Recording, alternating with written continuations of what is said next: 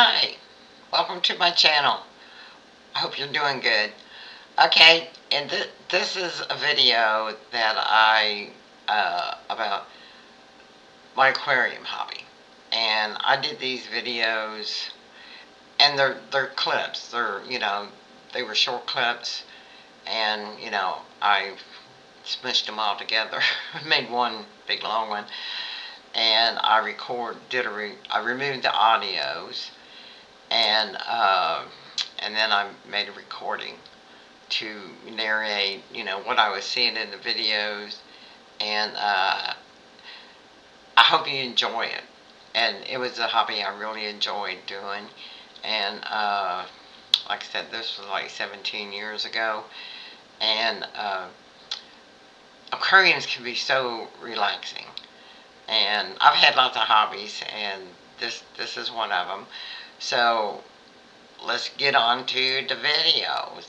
And I hope you like watching it. And, whenever you want to just be calm and relax, you know, watch it again. I mean, because I loved it. So, anyway, here we go.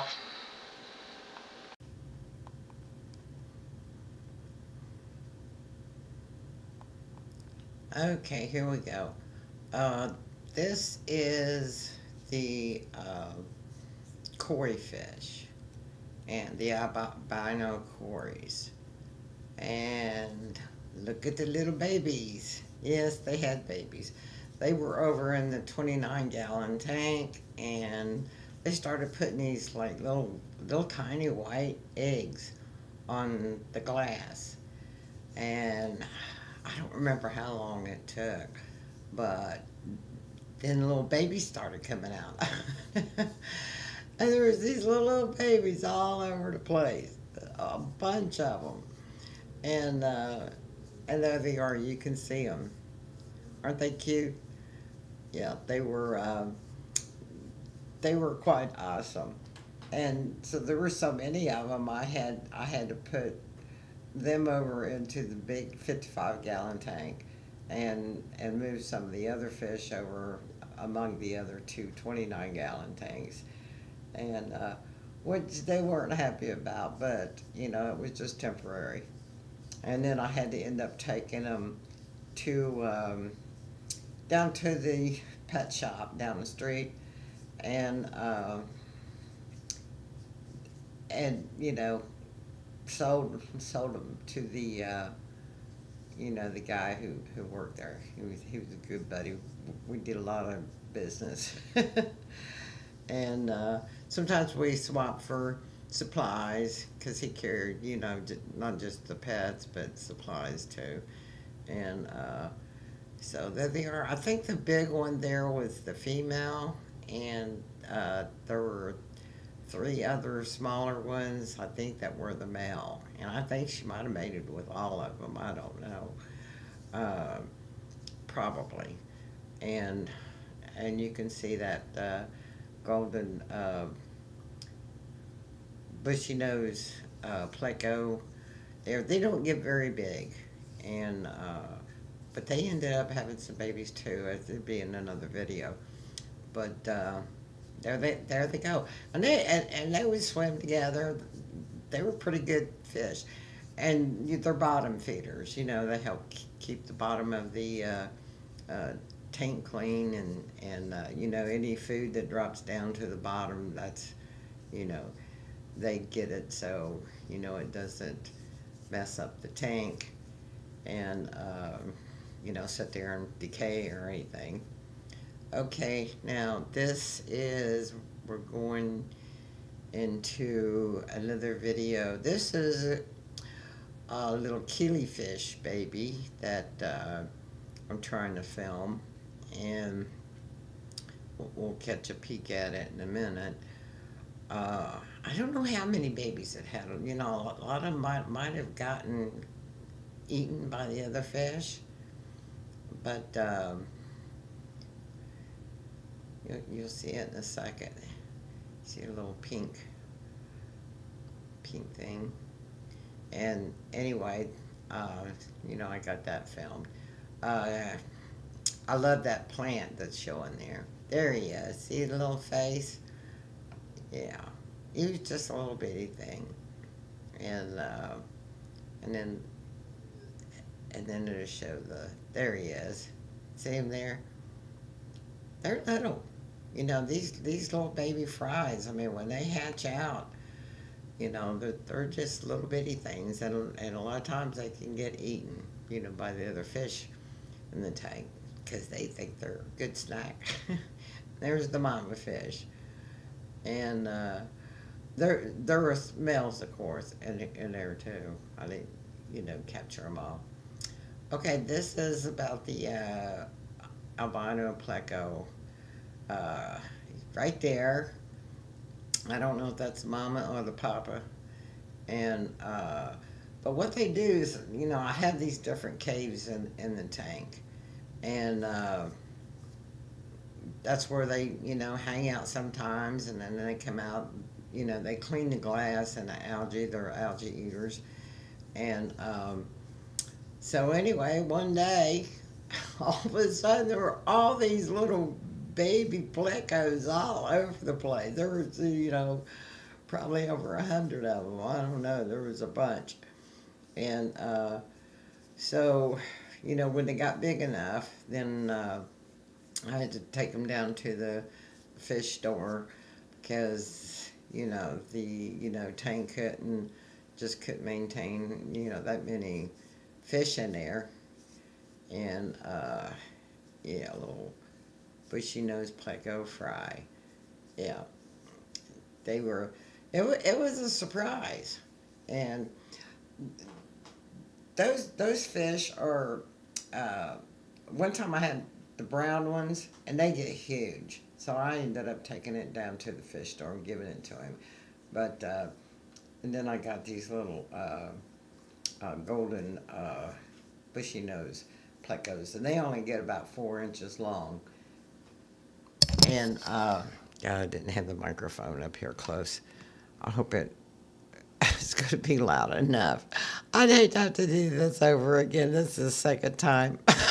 But anyway, we got the fish on here, and there's see that plant behind it. Those things grow like crazy. I love those plants. I had them all over the place, but they spread. You only need start out with a few of them, and they'll spread. And there's one of the babies. But yeah, isn't it cute? Yeah, brown on the bottom. That's food. Shows they've been, and they eat the algae, and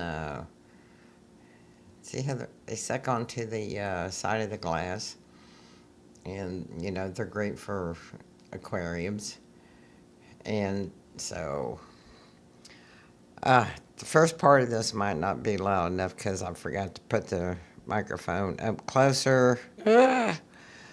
Okay, and so you may have turned up your volume and then turn down your volume. I don't know.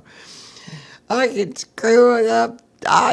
I'm going to get this right if I have to re-record this, for a week. I keep doing something wrong. Okay, yeah, I love. Yeah, I discovered that while doing maintenance. Yeah, it was a surprise. Okay, and so we're going over to another clip. And this was fishy lunchtime. This is when the bottom feeders. You could buy these algae discs. They look like a Tums or something. And you put them down in the water when there's not enough food. It drops down to the bottom, but it feeds them. And there are the loaches. They're right there. Those striped ones, they're also bottom feeders. And they're a neat fish. I love the little loaches. And they would swim around together and do synchronized swimming. And I don't know, just watching the fish tanks was just so relaxing. I mean, I could spend hours just, sitting there in my easy chair watching these fish just swim around and interact and you know I would do maintenance. I had a schedule. Every week I would do like a partial water change and add fresh conditioned water, remove some and then add some. I think that's why they were so good at, breeding. They say, the water perimeters have to be, a certain way, and when it's right, that's when the fish will go to town and making babies. And so I must have been doing something right. But yeah, I spent a lot of time and a lot of money, on this hobby. Of course, that happens with every hobby I do. It's not cheap because I was constantly, buying stuff, adding stuff, improving equipment. I mean, I started out with one kind of filters, and I didn't like, the results that I was getting, and so I bought a different type of tank filters that was much better. And so anyway, there's Pinky, my little kisser fish. She would come over to when I'd come over to the tank. She'd come right over and like she was looking at me and kissing and like she was trying to interact with me. She was smart. And yeah, that's just, I think she was at her full large size. She was just a small when I got her. And there's a black angel fish. Isn't that pretty? And so yeah, it's a neat hobby. And when I started out with plastic plants because that's all I knew about at the time. It was better than nothing. And then when I discovered, the real plants, and then, getting the right kind of, soil for it, that's special made for aquariums and that supports, the plants, and you can just push the roots down in there and everything, and they grow. And you got to have pretty good lighting too. So I had good lighting for the plants, and so that's a good. I mean, it's a good hobby. I mean, it was so much fun, and I love doing it, and so it's. If you're thinking about doing it, give it a try, because there's the Pleco, and he neat. So, and there's the babies, and I don't think I got this on here twice. I think, who knows, but yeah, maybe I didn't. There's one I didn't put on here. Who knows? I mean, maybe I should just quit this for the night and start over again fresh, because this is the second time I recorded this. This because on each video I have to remove the audio and then record an audio and then run the video by, and then talk through it to so I have some audio on there. And I don't know how well I'm doing it. I hope you're enjoying this video and these little fishes. See, there was a little baby fish. Did you see it over there? You might have to run it back, but yeah, it was just a little fry, And now that was a fish, and I don't remember what fish that was, uh, came from. But there was times, I mean, I had so many babies. I mean, there was uh, lots of times that I had baby fish, and and what I would do is, I'd get wanting to, different fish. I'd go down to the, pet shop, and we'd swap. He would have some new fish come in, different kind of fish, and I'd say, here, you want to make a trade? And he'd always was, yeah, sure. Your fish look good. So, anyway, it was handy. I didn't have a car. I didn't drive. And thank goodness, I mean, the pet shop was only like a block, maybe a block and a half at the most, from my apartment where I lived. And but I had a studio apartment that was one huge big room, and so I had plenty of room for the tanks, and my bed, and my easy chair, and a little tiny kitchen. It was the littlest kitchen. Oh man, it was it was way too little. But anyway, this is see those beautiful plants, and the plants help filter the water too, makes the water better. So that's a good thing. And I think we're coming to the end, so I'm going to have to shut this off. So I think we're at the end. Yep, I found another video that I hadn't put on here. So here we go. I'm going to try recording again and all that. Oh my. Uh, okay, this is about the brown African knife fish. And look at that tank, isn't it beautiful? Anyway, there he is. He it's a rare fish. I found it. I don't know, on one of the fishy sites, and had it shipped. They do overnight shipping, and uh, it was expensive to do that, but sometimes that's what you had to do if you wanted something.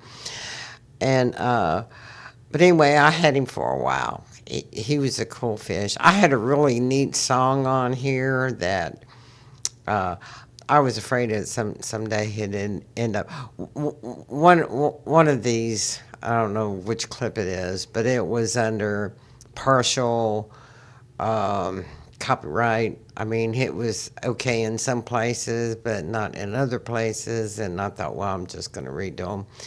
And but yeah, he was a cool fish. Put the food in there, and then flakes would fall down. And when he come out, all the other fish would kind of, I don't know why, but all the other fish would kind of stand back. But he would hide down, stay down among the plants a lot, and undercover. I guess that's their nature. And then I had at least usually in this tank I usually had like three nice caves, and he liked that wooden one, and so he hung out in there a lot. But there's a warning I want to give about, okay, like some of the fish, him included. I think the angelfish and some of the other fish, they like bloodworms. So every once in a while, I would put bloodworms in the tank, and for the meat eaters, and the bloodworms are mosquito larvae, and I didn't know it, but I had gotten careless and gotten the juice on my finger. I dropped it in there, and normally I would, after doing that, I'd go wash my hands. But no, rubbed my eye, and I got that in my eye, in my left eye, and it turned blood red. It swelled up. It got puffy. It was, oh, I looked like a mess. I mean, and so when it finally healed, went back to normal. It never did go back to normal because I still had this. I had this big puffy, white thing over here in the corner of my eye, and between the brow and the my eyelid, and it was just. It never did go away. I mean, it got better. It wasn't as puffed up and everything, but it messed my eye up forever, ever. So I apply makeup to it, push it back in, and try to camouflage it. Because it makes my eye look whacked out. Like one eye looks different than the other. That's why. It was because of this hobby. Yep, I made a mistake there. Uh, so anyway, I don't know when this is gonna, get to the end. I hope I don't mess up, you know, doing this recording.